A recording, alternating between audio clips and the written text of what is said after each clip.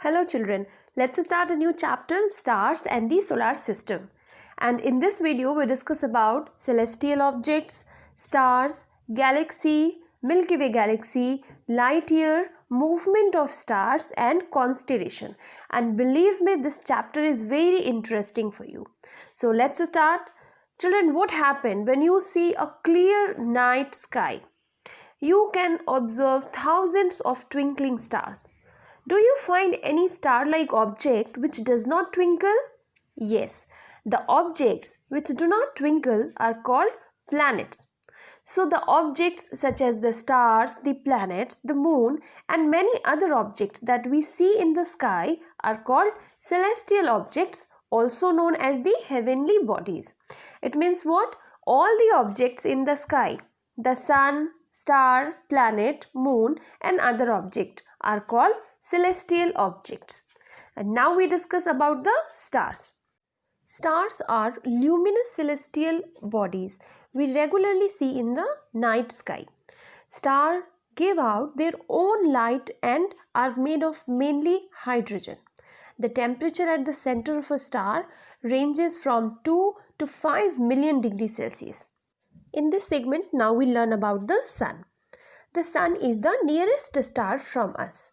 It is at a distance approximately 150 million kilometers from the surface of Earth. So the distance between the sun and the Earth is approximately 150 million kilometers. And the distance between the Alpha Centauri, children, Alpha Centauri is the next nearest star after the sun. So the distance between Alpha Centauri and the Earth is approximately 40,000 billion kilometers. It is 40,000 kilometers. So clearly, it clearly shows that the stars are further away from the Earth than the sun. From such a long distance, they appear like small dots. So due to the closeness to the Earth, the sun appears bigger and brighter than the other stars. Now sunlight takes approximately 8 minutes 20 seconds to reach the Earth. Also you can say 8.3 minutes. Sunlight takes approximately 8.3 minutes to reach the Earth. On the other hand, the light from the stars takes years to reach the Earth. Now we understand about the next topic, light year. The celestial objects are separated from each other by very large distance, and it becomes very difficult to represent these distance in the units of meter or kilometer. So for such large distance, we need a big unit of distance, that is light year. So what is light year? A light year is the distance traveled by light in 1 year. Distance of stars are usually expressed in terms of light year. Now come to the next interesting topic, that is galaxy. What does a galaxy mean? A galaxy is a huge collection of gas, dust and billions of stars and their solar system. A galaxy is held together by gravity. Galaxy word is coined from a Greek word galaxias. A galaxy is a group of stars and other celestial bodies all held together by gravity. Galaxies are not fixed at their position, and in the universe has a large number of galaxies, and each of these carries millions of stars which are bounded by gravitational force. Now the solar system where our Earth exists is in Milky Way galaxy. Means we live in one of a large spiral galaxy called the Milky Way galaxy. The sun and its planet, including the Earth, lie in this quiet part of the galaxy, about halfway out from the center. Movements of stars. When we look at the sun at different time, it seems as it rises in the east and sets in the west. If we carefully observe the position of stars in the sky, they also appears to move from east to west. But we know that it is the Earth that moves around the sun. Actually, the stars are not really moving at all. So what happened? Let's understand. The Earth rotates about its axis from west to east, in the direction of west to east. and because of this, the sun and the stars appears to be moving from east to west. So just because the reason is the earth rotates about its axis from west to east, the sun and the stars appears to move from east to west. However, there is one star that appears stationary from the earth. This star is your pole star, that is also known as Dhruv Tara.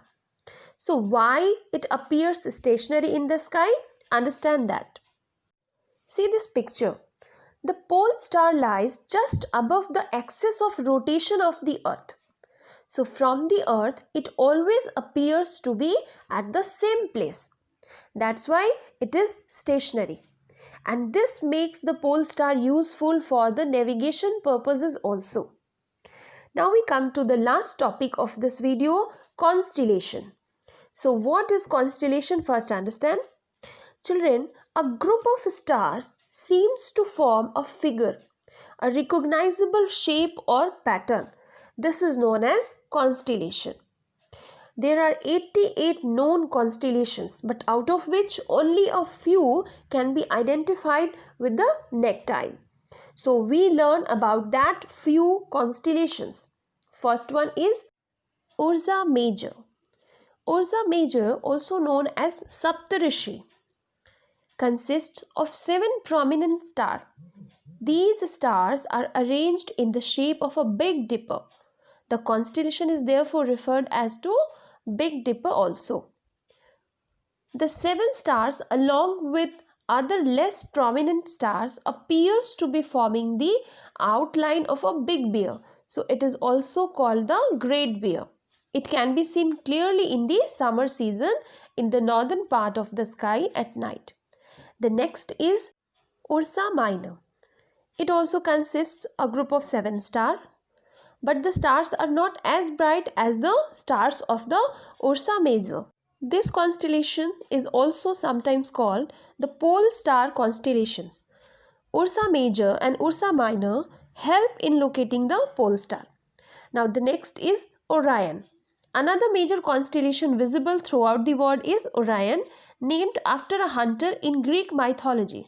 It has around 8 bright stars that are arranged in a pattern that resembles the body of the hunter. So it is also called Hunter. The next is Cassiopeia. Cassiopeia is a constellation that can be seen far in the northern sky opposite the Big Dipper. It is seen during winter season. And the 5 major stars of Cassiopeia are shaped roughly like capital W or capital M in English alphabet.